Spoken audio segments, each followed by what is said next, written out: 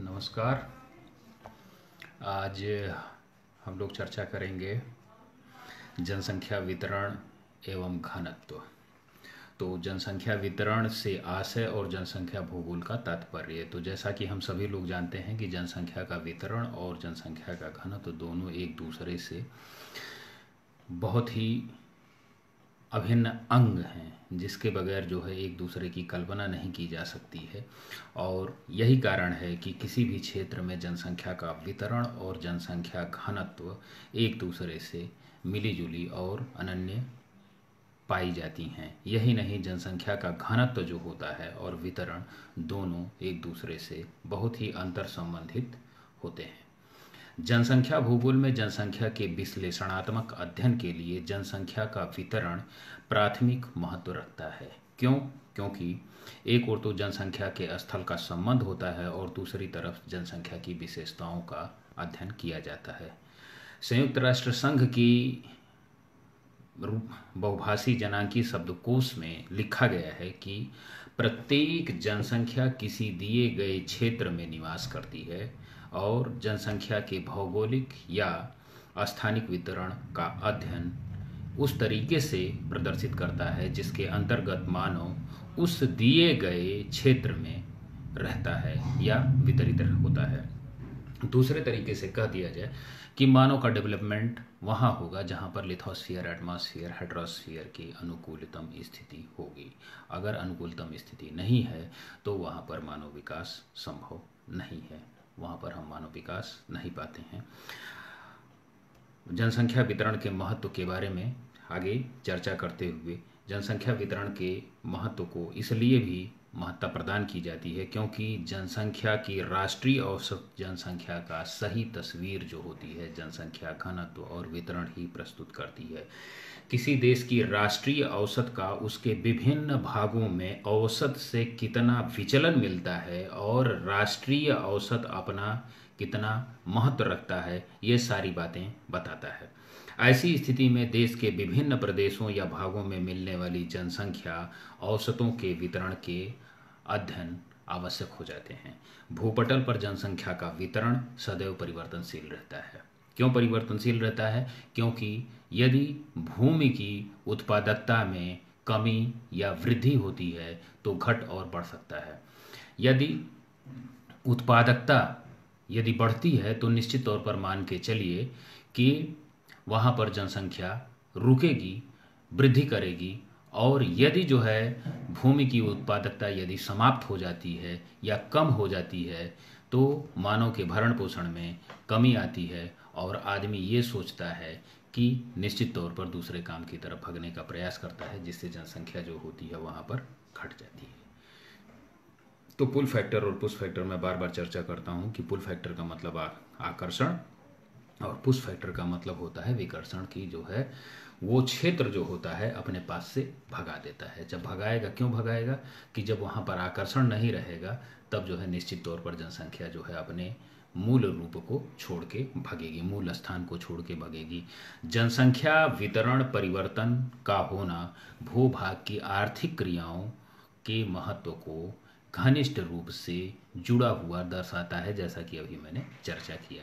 यदि किसी भूभाग की अर्थव्यवस्था प्राचीन कृषि तथा चलवासी पशुपालन जैसे प्राथमिक व्यवसायों को मुख्य रूप से निर्भर होती है तो यह अर्थव्यवस्था कम भरण पोषण वाली होती है।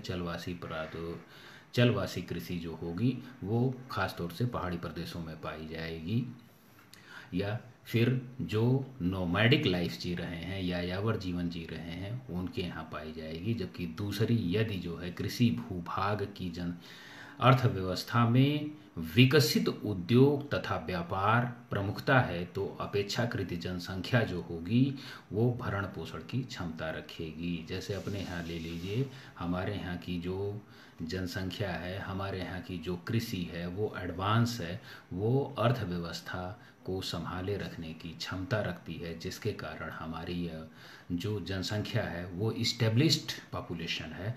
वो माइग्रेटेड पॉपुलेशन तब होती है जब उसको ज़्यादा पैसा कमाने की ज़रूरत पड़ती है, या दूसरी बात यह है कि यदि जिसके भूभाग छोटे हैं उनके भी परिवार माइग्रेट करके एक स्थान से दूसरे स्थान पर चले जाएंगे। जनसंख्या के वितरण के प्ररूप सघन बसे, कम बसे, बिना बसे आसानी से पता लगाया जा सकता है। साथ ही साथ ऐसे क्षेत्रों में जनसंख्या के वितरण के विभिन्न प्रतिरूपों के लिए उत्तरदायी कारकों की समीक्षा भी की जा सकती है। यदि किसी देश की जनसंख्या के वितरण का उस देश की प्राकृतिक संसाधनों और व्यवसायों से एक संतोषजनक संबंध स्थापित हो जाए और जनसंख्या वहाँ की खुशहाल रहे, तो निश्चित तौर पर यह मान के चलिए कि जनसंख्या माइग्रेट नहीं करेगी और जो जनसंख्या और वितरण का संबंध है वो घना रहेगा। लेकिन प्रायः ऐसा होता नहीं है। कुछ क्षेत्रों में जनसंख्या का जमाव वहाँ के प्राकृतिक संसाधनों की तुलना में बहुत ही ज़्यादा अधिक होता है, लेकिन और कुछ क्षेत्रों में जनसंख्या की जमाव वहाँ के प्राकृतिक संसाधनों की तुलना में बहुत ही कम होता है। जैसे रेगिस्तान ले लीजिए, बर्फ के रेगिस्तान हो गए, बालू के रेगिस्तान हो गए या फिर जंगल हो गए। यहाँ पर प्राकृतिक संसाधन या ज़मीन बहुत ही ज़्यादा हैं, लेकिन जो है जनसंख्या का जमाव हम जो देखते हैं वो बहुत ही कम या नगण्य मिलता है। सामाजिक आर्थिक कल्याण उद्देश्य यह आवश्यक है कि राष्ट्रीय और अंतर्राष्ट्रीय स्तर पर ऐसी जनसंख्या नीति लगाई जाए कि जनसंख्या वितरण की विसंगतियों को यथासंभव दूर किया जाए और आर्थिक क्षमता के अनुसार जनसंख्या को उस क्षेत्र में रहने के लिए अवसर प्रदान किया जाए। ये तब हो सकता है कि जब जो है लिथोस्फीयर, एटमॉस्फेयर और हाइड्रोस्फीयर, स्थल मंडल, जल मंडल और वायुमंडल की स्थिति अनुकूलतम हो जाए, जो संभव नहीं है। इसलिए इस पर जो है विचार तो किया जा सकता है, लेकिन जो है बसाव करना बड़ा ही कठिन है। जैसे कल्पना करिए कि बर्फ़ के रेगिस्तान पे हम कहें कि सारी अनुकूलतम दशाएं दे दें, तो निश्चित तौर पर बर्फ़ में खतरा उत्पन्न हो जाएगा, बर्फ़ पिघलने लगेगी। तो वहाँ पर एक जो है समस्या को समाप्त करने चलेंगे हम, और अनेक समस्याओं को हम जन्म देकर चले आएंगे। अगर जो है बालू के रेगिस्तान में चलेंगे तो दूसरी एक समस्या हम समाप्त करेंगे, तो वहाँ पर दूसरी समस्या उत्पन्न हो जाएगी। इसलिए ये संभव नहीं है। हाउज़र और डकन महोदय ने जनसंख्या की टिप्पणी करते हुए कहा कि किसी राष्ट्र या समुदाय की जनसंख्या का उसके क्षेत्रीय उपभागों जैसे प्रदेश, राज्य, सामाजिक आर्थिक क्षेत्र, ग्रामीण नगरीय अधिवास, जनगणना क्षेत्रों का अध्ययन करना ही वितरण का प्रमुख विषय क्षेत्र है। ये सत्य है। एक और इसमें किसी क्षेत्र के समस्त निवासियों का अध्ययन किया जाता है, तो दूसरी ओर उसके छोटे छोटे उपविभागों की जनसंख्या की संरचना का भी अध्ययन किया जाता है। जनसंख्या का आशय क्या है कि जनसंख्या घनत्व प्रति वर्ग किलोमीटर क्षेत्रफल में निवास कर रहे व्यक्तियों की संख्या को प्रदर्शित करना ही जनसंख्या घनत्व कहलाता है। दूसरे शब्दों में जनसंख्या घनत्व मानव भूमि का एक अनुपात है। अतः किसी प्रदेश के क्षेत्रफल तथा जनसंख्या में जो पारस्परिक अनुपात होता है, उसी अनुपात को घनत्व कहा जाता है। किसी प्रदेश की जनसंख्या घनत्व इन तथ्यों को प्रदर्शित करती है कि प्रत्येक प्रदेश में उपलब्ध संसाधनों का उपभोग कितने व्यक्तियों द्वारा किया जा रहा है, अर्थात व्यक्तियों की संख्या प्रत्येक प्रदेश के संसाधनों के उपभोग के स्तर का निर्धारण करती है। इसी उपभोग के उस प्रदेश के व्यक्तियों के आर्थिक विकास के स्तर को मापा जाता है और प्रति व्यक्ति आय के जीवन स्तर को भी निर्धारित किया जाता है। जनसंख्या घनत्व के प्रकार जनसंख्या घनत्व के 6 प्रकार में विभाजित किया जाता है। गणितीय अर्थमेटिक डेंसिटी, आर्थिक डेंसिटी, आर्थिक घनत्व इकोनॉमिक डेंसिटी, कायिक घनत्व साइकोलॉजिकल डेंसिटी, कृषि घनत्व एग्रीकल्चर डेंसिटी, पोषण घनत्व न्यूट्रिशनल डेंसिटी, काष्ठा घनत्व क्रिटिकल डेंसिटी, डेंसिटी। गणितीय घनत्व, गणितीय घनत्व का मतलब ये हो जाएगा प्रति वर्ग किलोमीटर में व्यक्तियों की संख्या को गणितीय घनत्व अथवा मानव भूमि के अनुपात को गणितीय घनत्व कहा जाता है। गणितीय घनत्व को जो सूत्र है वो गणितीय घनत्व बराबर प्रदेश की कुल जनसंख्या बटे प्रदेश की कुल भूमि, जब निकाल लेंगे तो हमारे पास जो अनुपात आएगा वही जो है गणितीय घनत्व कहा जाएगा। इस समय वर्तमान समय में अगर देखा जाए तो अधिकांश जो अध्ययन किया जा रहा है वो गणितीय घनत्व के आधार पर किया जा रहा है, क्योंकि विश्व के अधिकांश भागों में प्रशासकीय क्षेत्रों के क्षेत्रफल और जनसंख्या के आंकड़े उपलब्ध हो जाते हैं, आसानी से उपलब्ध हो जाते हैं। यदि किसी क्षेत्र में जनसंख्या के वितरण का विस्तृत रूप से लगभग समान है तो गणितीय घनत्व के आंकड़ों को जनसंख्या के वितरण के रूप में अधिक स्पष्ट और उपयोगी हो जाते हैं। लेकिन गणितीय घनत्व से किसी भी क्षेत्र की जनसंख्या के गुणात्मक विशेषताओं तथा क्षेत्रफल की विशेषताओं का स्पष्टीकरण नहीं किया जाता। कोई भी पैमाना, कोई भी जो है घनत्व या कोई भी जो है सिद्धांत 100% खरा नहीं उतरता। इसलिए गणितीय घनत्व या कोई भी 6 प्रकार के जो घनत्व हैं वो अपने विशेष क्षेत्रफल में या विशेष क्षेत्र में ही खरे उतरेंगे, सभी पैमानों पर खरे नहीं उतर पाएंगे। आर्थिक घनत्व, किसी क्षेत्र के आर्थिक घनत्व की गणना उस क्षेत्र या प्रदेश के लिए जनसंख्या तथा उस प्रदेश की उत्पादकता को ध्यान में लेके की जाती है। उत्पादकता का तात्पर्य ये है कि वहाँ पर जो भी उत्पादन होगा, प्रोडक्शन होगा, एक्सचेंज होगा और कंजम्पशन होगा, उसी के आधार पर वहाँ के आर्थिक घनत्व को देखा जाएगा और तुलना किया जाएगा। किसी प्रदेश की भूमि की उत्पादकता कितनी है ये तय कब हो पाएगा? तब हो पाएगा जब हम उस प्रदेश की मिट्टी, जलवायु, वनस्पति, खनिज संसाधन, जलवायु, उच्चावच सारी चीज़ों की गणना करेंगे, देखेंगे, तब जाके हम उत्पादकता निकाल पाएंगे। अदरवाइज हमारी उत्पादकता भी 0 हो जाएगी। किसी प्रदेश की आर्थिक उत्पादकता आर्थिक घनत्व द्वारा उस प्रदेश के समस्त आर्थिक संसाधनों तथा उत्पादन क्षमता का हम आसानी से जनसंख्या भार की गणना कर सकते हैं। तो आर्थिक घनत्व बराबर हो जाएगा PO/PR × 100। PO जो है जनसंख्या का सूचकांक है और PR जो है उत्पादकता का सूचकांक है। कायिक घनत्व, कायिक घनत्व किसी क्षेत्र की जनसंख्या उस क्षेत्र की कृषि योग्य भूमि और अनुपात को प्रदर्शित करती है। कृषि योग्य भूमि और मनुष्य के अनुपात को दूसरे शब्दों में कहा जा सकता है कि कायिक घनत्व प्रति हेक्टेयर या प्रति वर्ग किलोमीटर कृषि योग्य भूमि पर जनसंख्या का भार कितना है, ये जो है कायिक घनत्व के द्वारा निर्धारित किया जा सकता है। कायिक घनत्व बराबर होता है क्षेत्र की कुल जनसंख्या बटे क्षेत्र की कुल कृषि योग्य भूमि।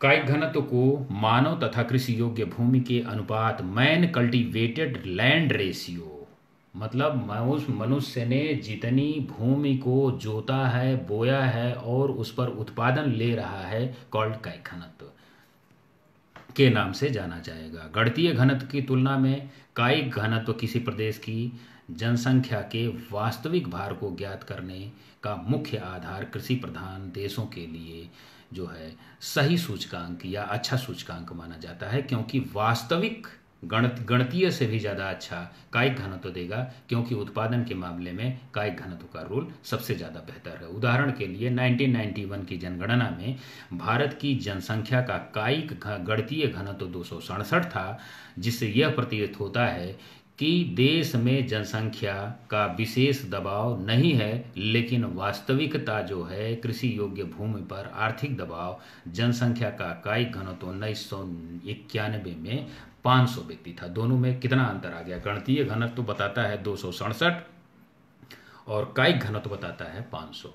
तो कायिक घनत्व जो है वही वास्तविक रिपोर्ट हमको देता है और गणितीय जो होता है वो सही नहीं बताता है। कायिक घनत्व का एक अवगुण है कि किसी देश की जनसंख्या का एकमात्र व्यवसाय होना चाहिए कृषि।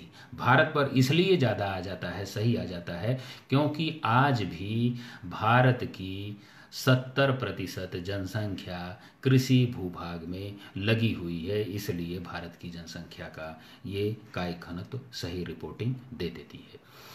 लेकिन कृषि के अलावा यदि उद्योग, व्यापार, सेवाएं, व्यवसाय हैं तो कायिक घनत्व की 845 वर्ग किलोमीटर आ जाएगी, जो 6% जनसंख्या कृषि कार्यों में लगी हुई है, ऐसा दर्शाता है कृषि घनत्व।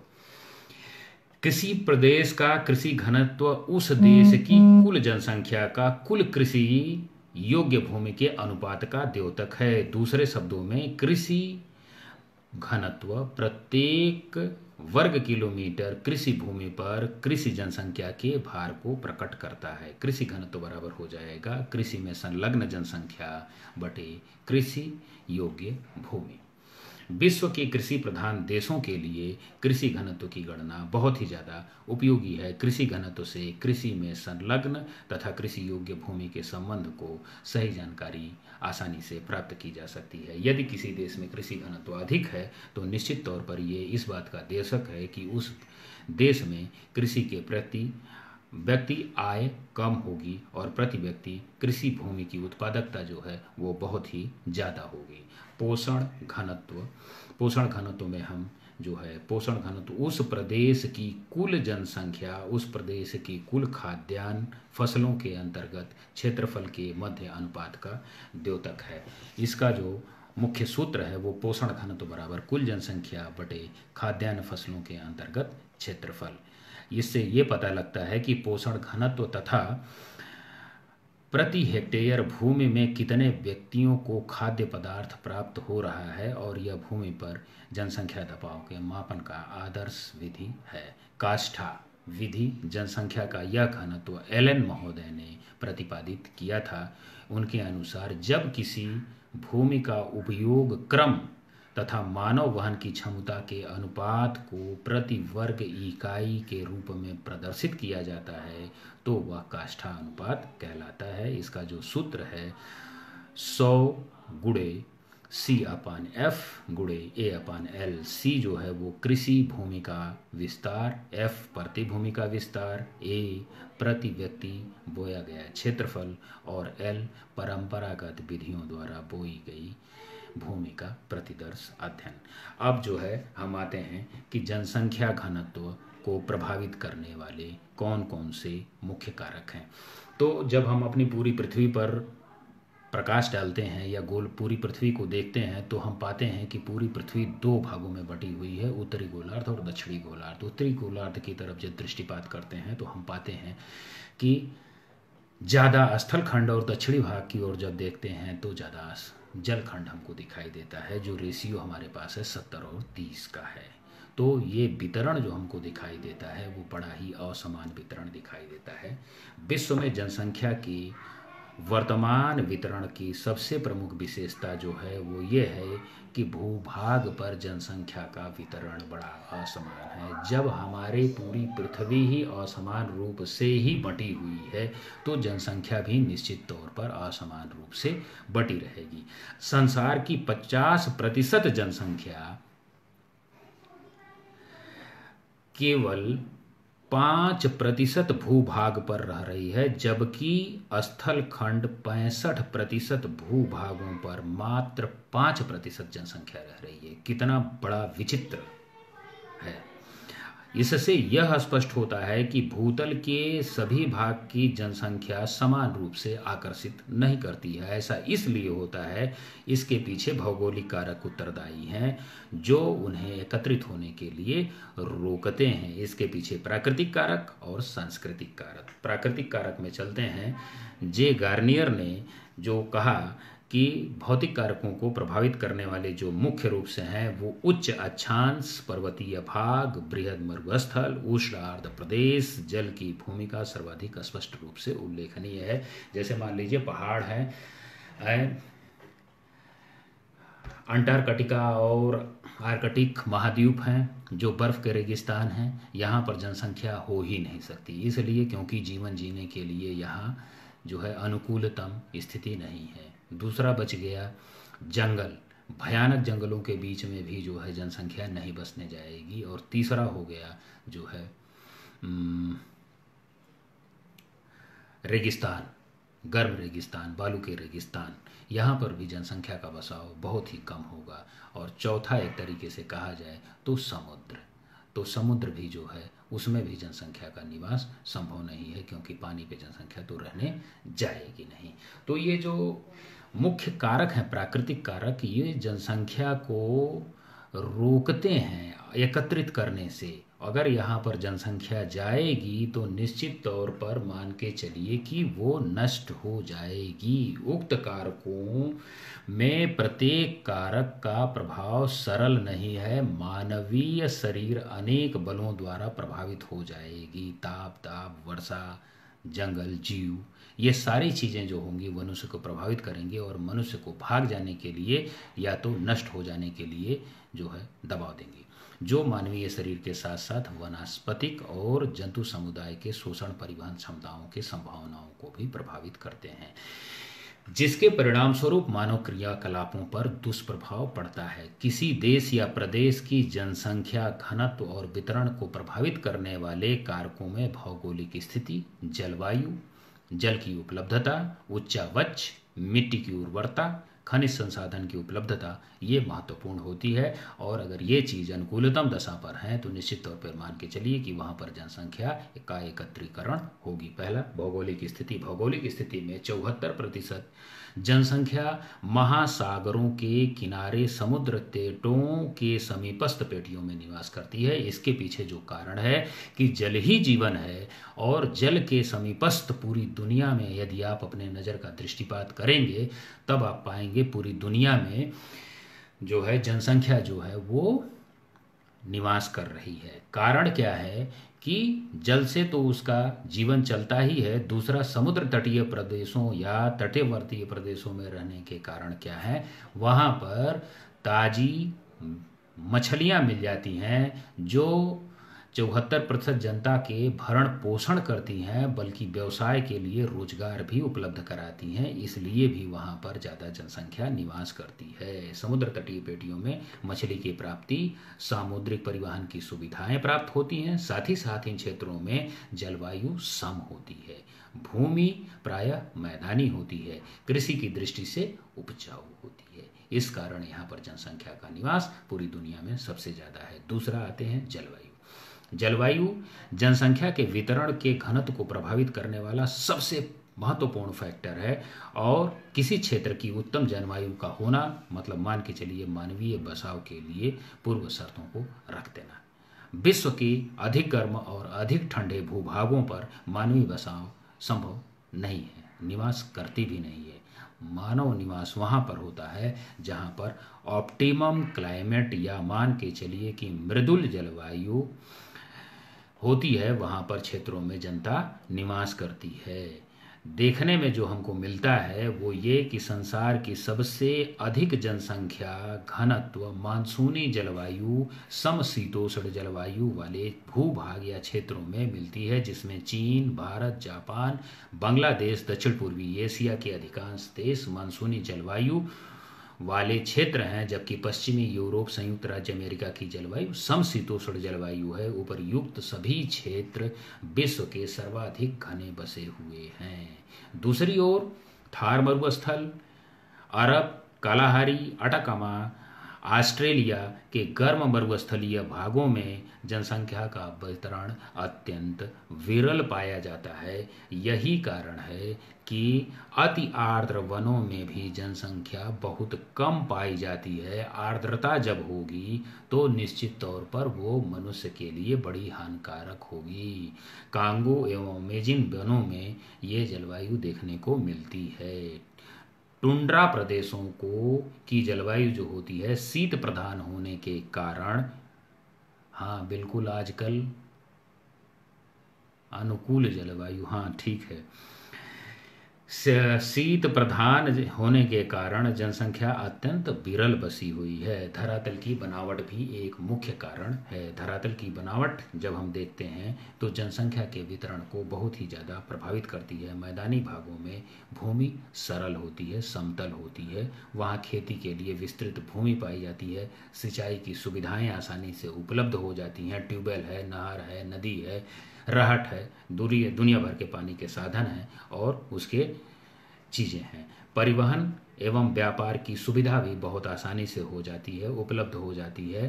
पर्वतीय भागों पर कृषि करना थोड़ा कठिन होता है, एक तरीके से कहें तो असंभव होता है। साथ ही साथ आवास एवं परिवहन में भी पर्वतीय भाग जो होते हैं वो सुविधाजनक नहीं होते हैं। विश्व के 3 महासमूह दक्षिणी पूर्वी एशिया, पश्चिमी यूरोप, पूर्वी संयुक्त राज्य अमेरिका के मैदानों में ही केंद्रित हैं। ये जो भाग हैं ये नदियों के बेसिन अथवा समुद्र तटीय मैदानों में मुख्य रूप से बसे हुए हैं। चीन में वांगहो, सिक्यांग, यांगटीसिकांग नदियों के मैदान में, जापान के समुद्र तटीय मैदान में, भारत, पाकिस्तान, बांग्लादेश, सिंधु गंगा और ब्रह्मपुत्र के मैदान में, यूरोप में राइन नदी में डेन्यूब का मैदान, उत्तरी अमेरिका में मिसिसिपी का मैदान, दक्षिणी अमेरिका का पराना और पराग्वे बेसिन, अफ्रीका की नील नदी का डेल्टाई भाग, ऑस्ट्रेलिया का मुरे डार्लिंग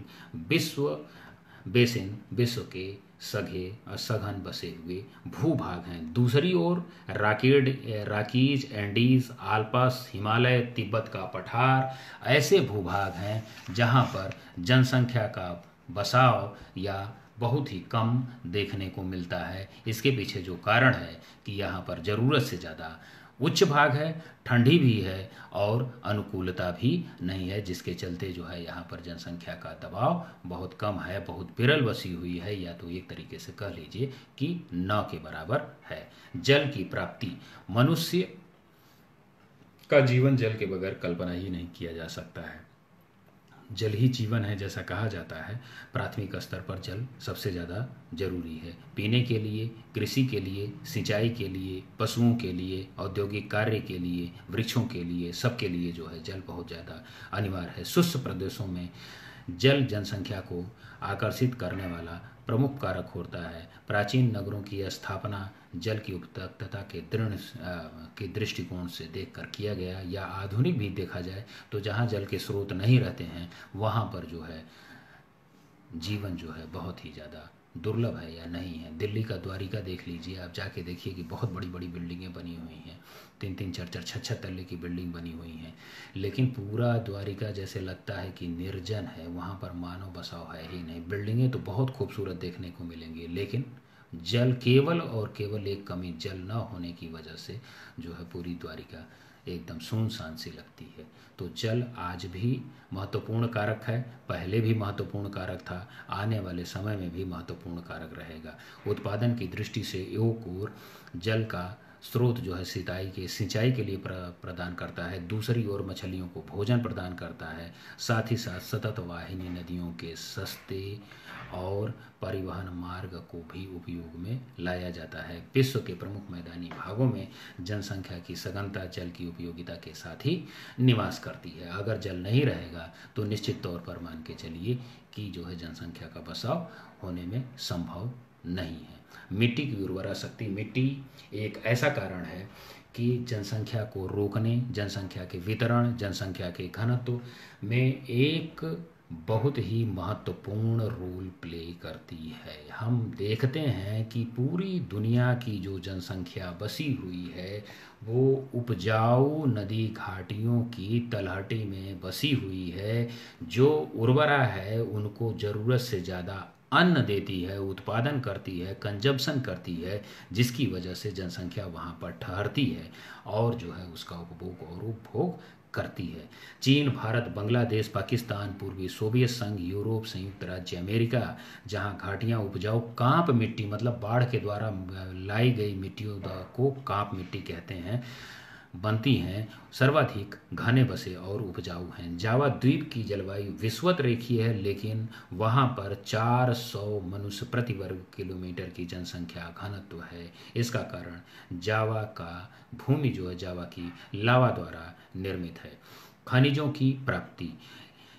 की प्राप्ति और ये उपरोक्त सारे वर्णित जो प्राकृतिक संसाधन थे उसके आधार पर संपदा यदि प्रचुर मात्रा में पाई जाएगी, औद्योगिक विकास, खनन की प्रक्रिया, जनसंख्या सघन होगी। पश्चिमी यूरोप के सघन बसे होने के कारण क्या है, वहाँ पर कोयला, लोहा, तांबा, जस्ता जैसे जो है कीमती पदार्थों का मिलना।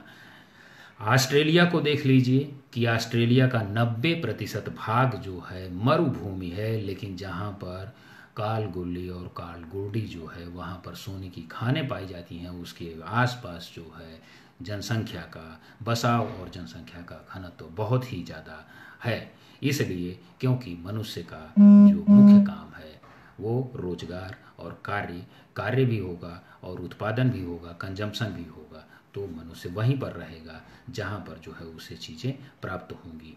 संयुक्त राज्य अमेरिका के अपैलेशियन क्षेत्र, भारत का छोटा नागपुर का पठार जनसंख्या के सघनता का कारण क्या है? वहां पर प्रचुर मात्रा में पाए जाने वाले खनिज पदार्थ हैं। सांस्कृतिक कारक भी कम महत्वपूर्ण नहीं होते हैं। सांस्कृतिक कारकों में जो सबसे बड़ी चीज़ है वो कि धीरे धीरे जो है मनुष्य अपने बदलाव को करता है, मनुष्य प्रकृति को प्रभावित भी करता है, मनुष्य प्रकृति से प्रभावित भी होता है।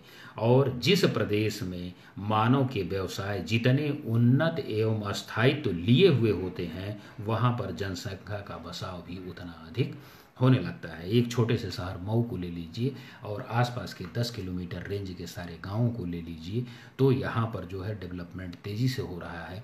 और आप देखेंगे कि लोग अपने गाँव की 20-20, 50-50 बीघा मांगे ज़मीन छोड़कर और मऊ में एक मंडे की ज़मीन में आकर बनवा के अपना आके रह रहे हैं। इसके पीछे केवल और केवल एक कारण ये है कि वो गांव में नहीं रहना चाहते हैं और विकास के नाम पर जो है वो स्कूलिंग के नाम पे, पढ़ाई लिखाई के नाम पर वो अपने बच्चे को लेकर बाहर रह रहे हैं। तो इसी तरीके से पूरी दुनिया की कल्पना हम कर सकते हैं कि जब जो है विकास के नाम पर भगेंगे तो वो शहर की तरफ मूवमेंट करेंगे।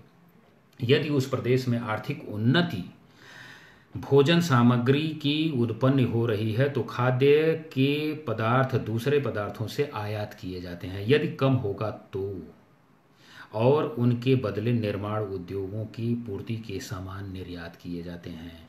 मतलब हम एक देश से खाद्यान्न मंगाएंगे और दूसरे देश को हम जो है निर्माण की चीज़ें देंगे। इस प्रकार कम भोजन उत्पादन करने वाले देश आर्थिक विकास के बल पर सघन बसे वाले देश बन जाते हैं। ब्रिटेन, जर्मनी, स्विट्जरलैंड, हॉलैंड इसके मुख्य उदाहरण है। लेकिन विकसित राष्ट्रों में जन्म दर कम होने के कारण जनसंख्या की वृद्धि दर जो होती है वहाँ पर धीमी होती है, तथा विश्व के कई विकसित राष्ट्र ऐसे भी हैं जिनमें जनसंख्या वृद्धि नकारात्मक है या ऋणात्मक है। दूसरी ओर विकसित और अविकासशील राष्ट्रों में जन्म दर अधिक होने के कारण तीव्र वृद्धि होती है और जनसंख्या का घनत्व जो होता है वो दिन प्रतिदिन दबाव बढ़ता चला जाता है। सामाजिक और धार्मिक कारण तो कृषि प्रधान देशों में, विशेषकर भारत में संयुक्त परिवार, बाल विवाह तो अब लगभग समाप्त हो गया है। संतानोत्पत्ति की धार्मिक आवश्यकता, प्रत्येक परिवार को लड़का ही चाहिए, लड़की नहीं चाहिए। लड़का आएगा तो उसे जो है मोक्ष की प्राप्ति देगा और लड़की आएगी तो जहन्नुम में ले जाके पहुंचा देगी, ऐसा भारत में मानना है। खासतौर से पढ़े लिखे लोगों में भी ये कल्पना है, का हो तोरे लड़का ना हा तो तू मर जीवा, ऐसा लोगों की कल्पना है। लड़की रहेगी तो वो जिंदा नहीं रहेंगे, लड़का रहेगा तो इसके लिए जो है, क्योंकि उनकी पैतृक संपत्ति, पैतृक भू संपत्ति का अकेले प्रेम जनसंख्या को वो बढ़ाने वाला वारिस होगा। लड़की होगी तो लेके डूब जाएगी, ऐसा लोग मानते हैं। इस्लाम धर्म में पुरुषों को एक से अधिक स्त्रियों को विवाह करने की अनुमति देता है, जिससे जनसंख्या का केंद्रीकरण या वृद्धि होती रहती है। राजनीतिक नियमों का प्रभाव जनसंख्या पर सीधा प्रभाव पड़ता है। ऑस्ट्रेलिया के क्षेत्रफल और भारत के लगभग 3 गुना है, परंतु ऑस्ट्रेलिया की जनसंख्या जो है वो भारत की जनसंख्या का 1/65वां भाग ही है। इस कारण ऑस्ट्रेलिया सरकार श्वेत नीति, गोरे और काले की नीति के अलावा दूसरे लोगों को वहाँ पर, गोरे लोगों को ही बसने देती है, दूसरे लोगों को नहीं बसने देती है। जिन भागों में दूसरे भागों के आक्रमण का खतरा रहता है वहाँ जनसंख्या की असुरक्षा की भावना रहती है, जिसके तहत वो इस तरीके की पॉलिसीज़ का निर्माण करते हैं और दूसरे देशों के लोगों को आने के लिए रोकते हैं। बाकी कल हम लोग चर्चा करेंगे। सभी को नमस्कार।